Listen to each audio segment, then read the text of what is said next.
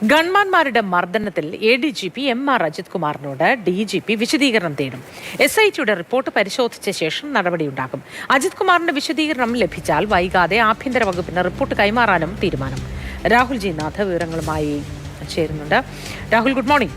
ഈ ADGP MR Ajith കുമാറിനോട് വിശദീകരണം തേടുമെന്നാണല്ലോ അറിയുന്നത്. ഒരു നടപടിയും ഇതുവരെ ഉണ്ടാകുന്നില്ല എന്നതുകൊണ്ട് തന്നെ ഒരു ചെറിയ തരത്തിൽ വിമർശനങ്ങൾ കുറച്ച് ദിവസങ്ങളായി ഉയർന്നു വരികയും ചെയ്യുന്നുണ്ട്. ഇനി കാര്യങ്ങൾ എങ്ങോട്ടാണ് പോകുന്നത്? Good morning. ഈ റിപ്പോർട്ട് പുറത്തു വന്നതിന് പിന്നാലെ ഒരു അട്ടിമറി നടന്നിട്ടുണ്ട്. അതിൽ MR അജിത് കുമാറാണ് അന്ന് അതിന് നേതൃത്വം നൽകിയത് എന്ന തരത്തിലുള്ള കാര്യങ്ങളാണ് പുറത്തേക്ക് വന്നത്.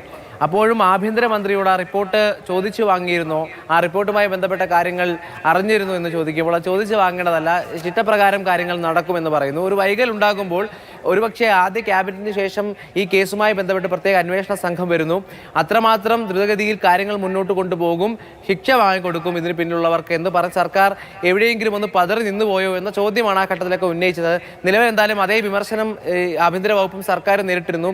നിലവിൽ എന്തായാലും ഇപ്പോൾ DGP ഇതുമായി ബന്ധപ്പെട്ടൊരു വിശദീകരണം അന്നത്തെ ADGP ആയിരുന്ന MR അജിത് കുമാറിനോട് ചോദിക്കും എന്ന് തന്നെയാണ് മനസ്സിലാക്കുന്നത്. അതിലേറ്റവും പ്രധാനപ്പെട്ട കാര്യമായി ഉള്ളത് ഈ SITയുടെ ഈ റിപ്പോർട്ടിൽ പറയുന്നത് എങ്ങും വ്യക്തമായി ഈ കേസ് അട്ടിമറിക്കാൻ MR അജിത് കുമാർ ശ്രമിച്ചു എന്ന പരാമർശം ഇല്ല എന്നുള്ളതാണ്.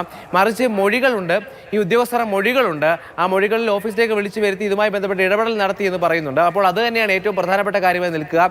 അങ്ങനെയെങ്കിൽ ഈ അന്നത്തെ അന്വേഷണ ഉദ്യോഗസ്ഥരുടെ ഭാഗമായി അവർ നൽകിയ മൊഴിയിൽ എന്ത് വിശദീകരണമാണ് നൽകാനുള്ളതെന്ന് DGP ചോദിക്കും. അതിനുശേഷമാകും ആഭ്യന്തര വകുപ്പിന് ഒരു റിപ്പോർട്ട് നൽകുക. അതിലെന്തായാലും ഏറ്റവും പ്രധാനമായി ഒരു നടപടി എടുക്കാനുള്ള ഒരു നിർദ്ദേശം ഉണ്ടാകുമെന്ന് തന്നെയാണ്, അതിനുള്ള സാധ്യതയാണ് ഉയരുന്നത്. അങ്ങനെയെങ്കിൽ വലിയ നടപടിയിലേക്ക് പോകാനുള്ള സാധ്യതയുണ്ട്. ഏതായാലും DGP റാങ്കിലേക്ക് ഉയരാൻ ഉള്ള സാധ്യത കൽപ്പിച്ചിരിക്കുകയാണ് MR അജിത് കുമാർ. അപ്പോൾ അതുകൂടി ഇല്ലാതാകും. അതിനപ്പുറത്തേക്ക് മറ്റു നടപടി ഉണ്ടാകുമോ എന്നുള്ളതാണ് ഏറ്റവും പ്രധാനപ്പെട്ട കാര്യം. എന്തായാലും DGP എത്തരത്തിലുള്ള റിപ്പോർട്ടാണ് ആഭ്യന്തര വകുപ്പിന് നൽകുന്നത്.